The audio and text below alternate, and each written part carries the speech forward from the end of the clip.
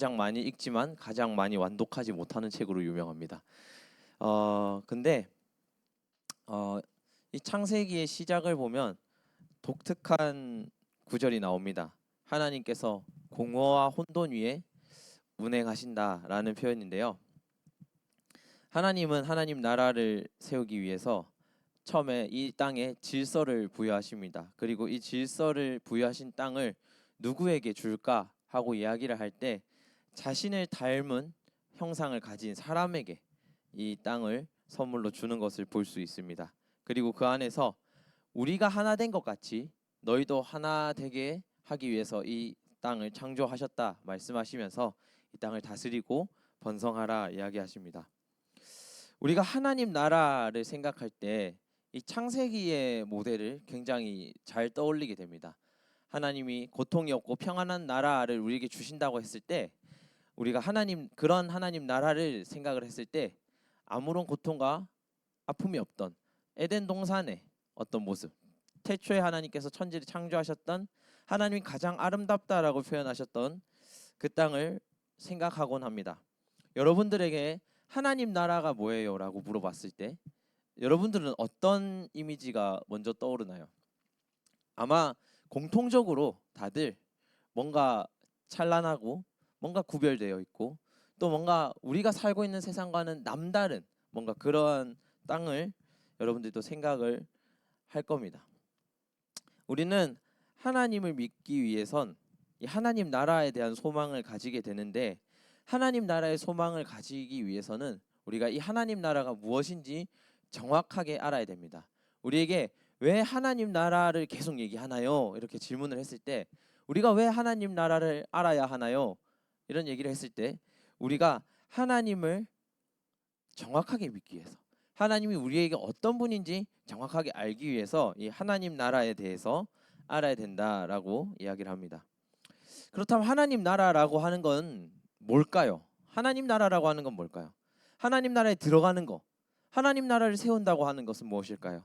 또 하나님이 이 땅과는 다른 하나님 나라를 구별해서 세웠다고 했는데 그러면 그 하나님 나라와 우리가 살고 있는 이 세상은 뭐가 다른 걸까요? 그리고 그런 하나님 나라는 어디에 있는 걸까요? 우리가 이러한 질문들을 많이 해볼 수 있습니다. 우리에게 하나님 나라란 과연 어떤 의미일까 했을 때 이런 것들을 고민해 볼 수 있습니다. 그리고 그런 고민들을 해결해 주는 책이 창세기라고 할 수 있습니다. 하나님 나라가 어떻게 시작되었는지를 얘기하면서 하나님이 이 땅을 어떻게 시작하셨는지를 얘기하면서 하나님 나라가 무엇인지 이야기하고 있는 겁니다. 하나님께서 오늘 이렇게 말씀하십니다. 태초에 하나님이 천지를 창조했다. 우리는 여기서부터 우리의 믿음이 출발하게 됩니다. 이 땅의 질서를 누가 부여하셨는가? 이 땅의 선한 것을 무엇이라고 하나님께서 정의하셨는가? 그리고 이 땅에서 하나님이 아름답다라고 표현한 것이 무엇이었는가를 이 창세기를 통해서 볼 수 있습니다.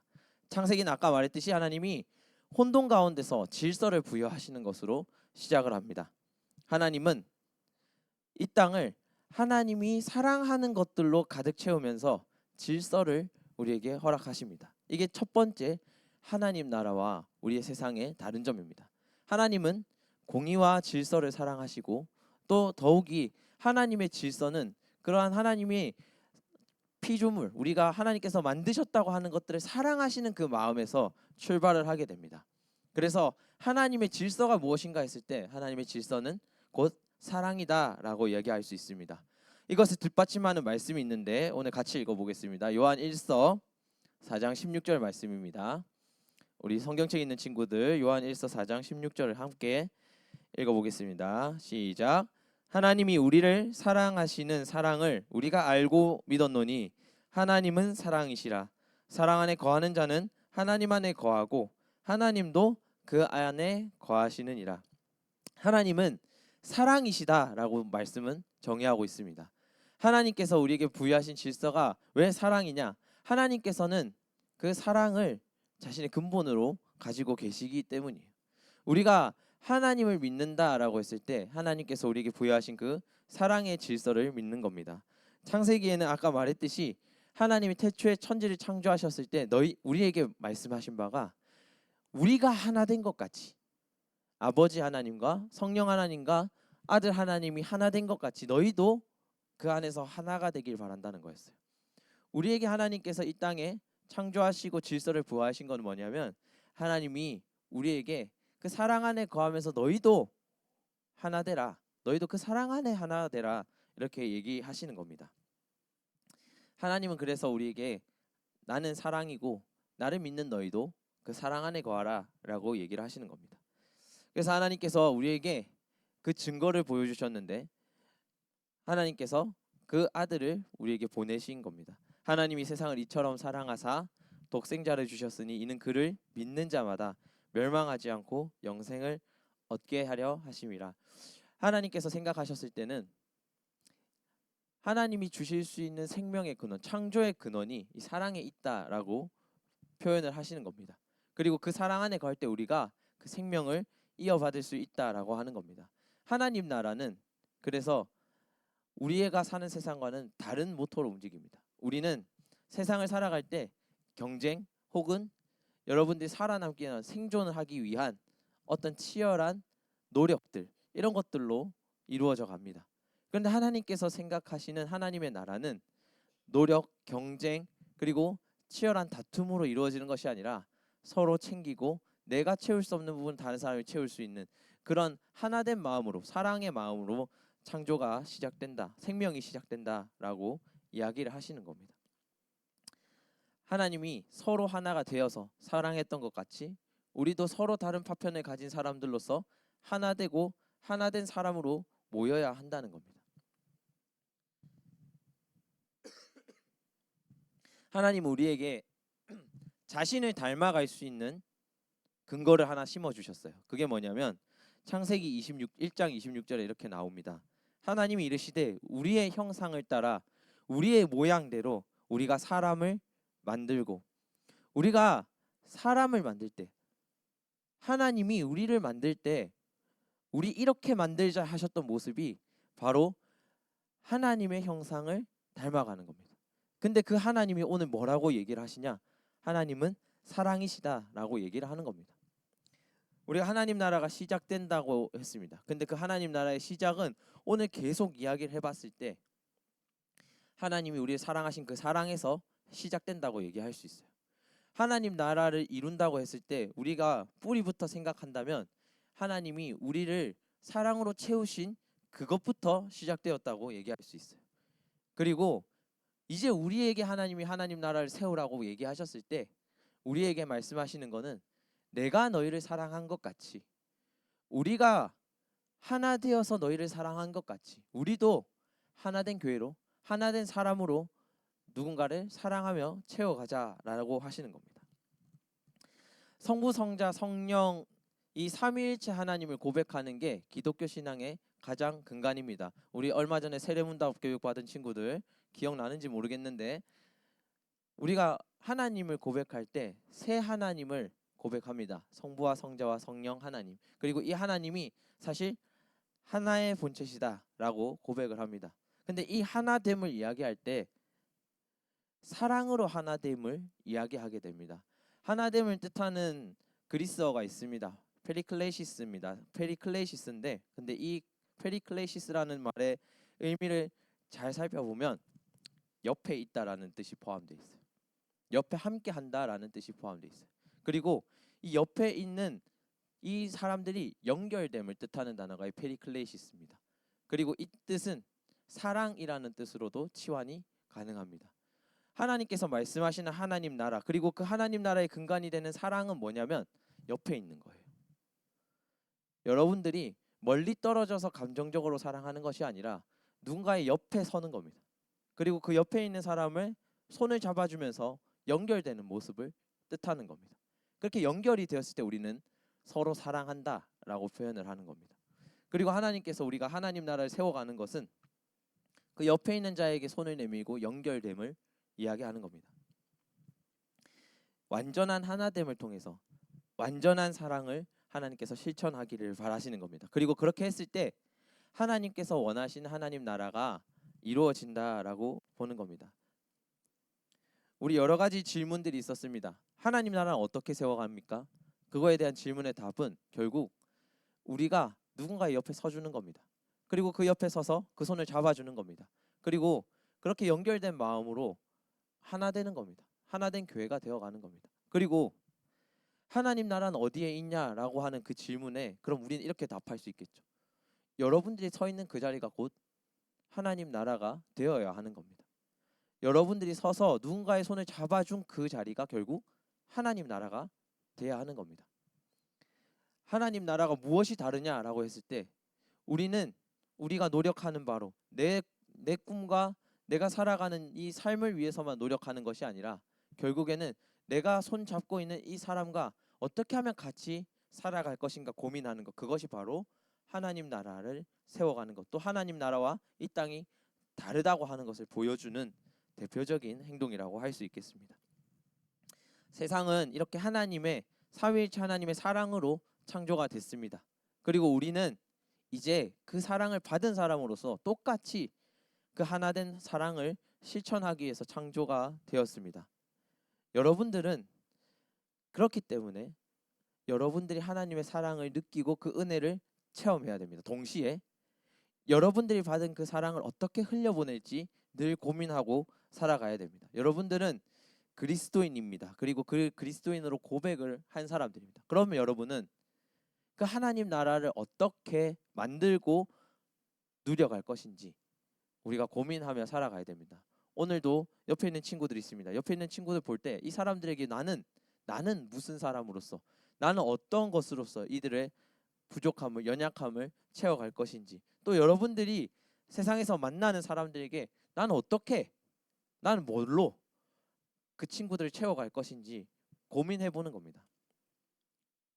오늘도 여전히 사랑은 창조를 이루어낸다고 성경은 이야기하고 있습니다. 그리고 우리가 그 대표적인 예로 여러분들이 있습니다. 여러분들은 부모님의 사랑을 통해서 생명으로 태어난 존재들입니다. 동시에 여러분들도 여러분들이 사랑하는 누군가를 통해서 새로운 힘들을 창조해낼 수 있습니다. 새로운 생명력들을 창조해낼 수 있습니다. 여러분들에게 하나님께서 그런 것들을 부여하신 이유는 하나님이 무엇으로 이 땅을 가득 채우고 있는가, 무엇이 여러분들을 가득 채울 수 있는가를 보여주기 위해서라고 생각이 듭니다. 그렇다면 여러분들은 하나님 나라의 증거가 됩니다. 하나님이 사랑을 통해서 이 땅을 가득 채울 수 있다.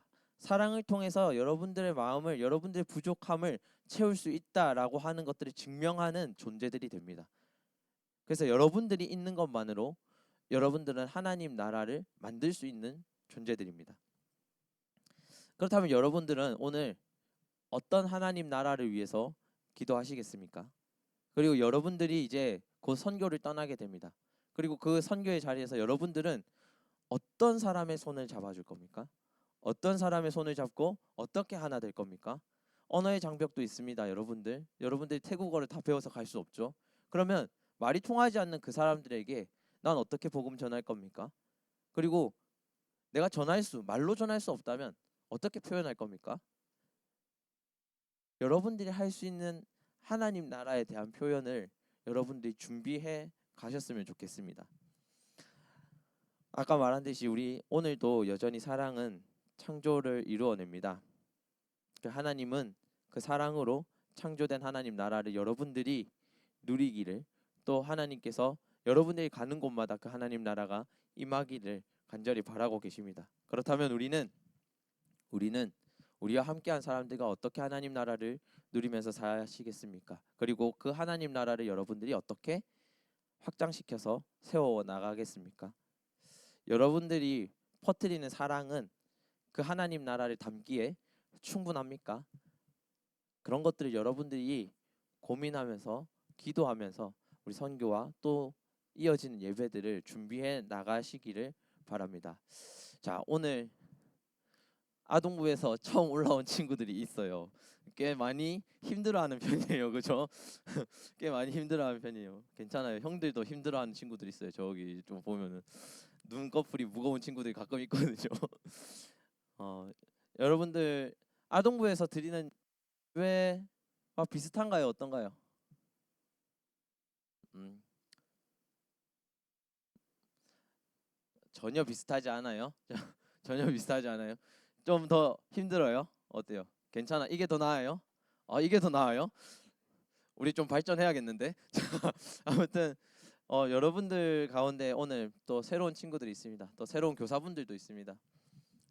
일단은 우리가 선교도 있고 뭣도 있지만 여러분들 옆에 있는 새로운 친구들, 또 여러분들 옆에서 같이 예배드린 친구들과 함께 먼저 어떤 하나님 나라를 누려갈 것인지, 또 어떻게 올 한 해 손잡고 나아갈 것인지 같이 고민하면서 나아가셨으면 좋겠습니다.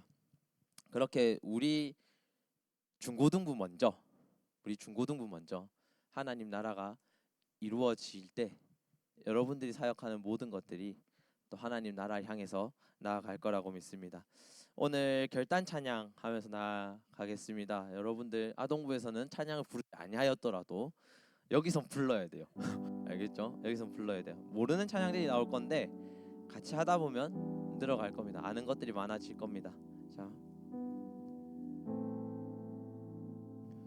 그치. 우리도 처음 찬양을 하는데 결단 찬양은 의미가 달라. 결단 찬양은 우리가 말씀을 드렸잖아요. 그 말씀대로 살아가겠다는 고백을 담은 찬양이 결단 찬양이에요. 그래서 이 찬양을 할 때는 여러분들이 오늘 들었던 말씀을 기억해야 됩니다. 그리고 그러면 하나님이 나한테 말씀하신 그것을 난 어떻게 할 건가? 이런 것들 생각하면서 결단 찬양을 해야 합니다. 오늘 결단 찬양은 믿음으로 서리라라는 곡입니다. 이곳에 하나님 나라가 있다라는 고백입니다. 그리고 그 하나님 나라를 우리 어떻게 바라볼까요? 어떻게 하나님 나라를 받아들일까요? 그리고 그 하나님 나라가 하나님 뜻이면 우리가 어떻게 세워갈까요? 이런 것들을 고백하는 그런 찬양입니다. 그래서 여러분들이 이 찬양을 고백하면서 조금 더 오늘 들었던 말씀대로 살아야지 생각하면서 나아갔으면 좋겠습니다. 함께 찬양하며 나아가겠습니다.